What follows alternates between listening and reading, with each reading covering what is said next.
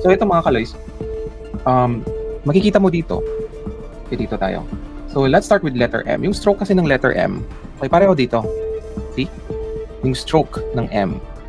Pero ang pinaka-obvious po talaga dito, yung stroke ng A. Okay, itong A. Okay? Yung Piatos, yung Mary Grace, Mary, yung A doon, yung A ng Grace, yung A ng Piatos. Pareho yung stroke eh, parang ganito oh, yung parang ganoon, patulis, tapos pagbaba, okay, mag-stroke siya ng ganon. Okay? Ganyan ito, yung A. Yan, di ba? Yung ganon. So parehong-pareho talaga yung stroke. Kumbaga kasi kung sanay ka na magsulat mga kaloys, ano mo na yun eh, yung the way ka, pag A, ganon na talaga yung, parang automatic na yun sa kamay mo eh. Kasi yun yung the way ka magsulat. Okay? So, ano pa? Yung S. Okay? Yung stroke din ng S. Yung G. Okay? Yung E. Okay, yung E mga kaloys, you know? Oh, E, members, officers, right? Yung G nga, oh. At yung R. Nagets yung mga kaloys? Yung 2, dito sa date. Okay? So, dyan pa lang mga kaloys, lumalaki na talaga ang probability na si Mary Grace Piatos, walang iba, kundi si Inday talaga.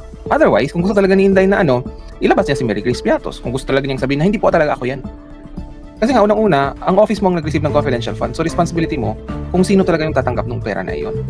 Diba? So, una talagang tatanungin, ikaw. Kasi ikaw po ang mag-a-appoint kung sino mag-receive. Diba?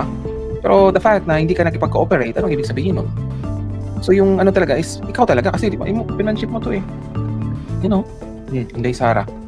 Saan natin yan nakuha? Dito. Okay? Dito natin yan nakuha. Hindi po gawa-gawa natin yan, kundi dito po.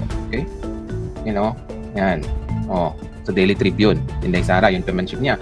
May isa pa po tayo, saan ba yung isa pa? May isa pa dito mga kaloys eh.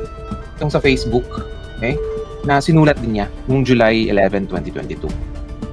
Yan, July 11. Yan, I only have 3 minutes mga kaloys. Yan, no? Diba? Yung stroke ng kanyang A dun sa Sara ay ano talaga din. Ganun din talaga yung stroke. Diba mga kaloys? Yung S niya dito, oh. Diba?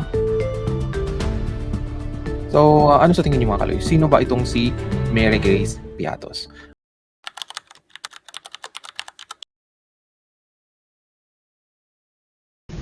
Thank you for watching our videos. Please don't forget to click the subscribe button and the bell notification icon so you will be notified of our latest videos.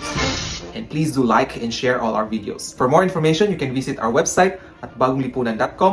You can also follow us on Twitter and TikTok at bagonglipunan72. Maraming salamat po.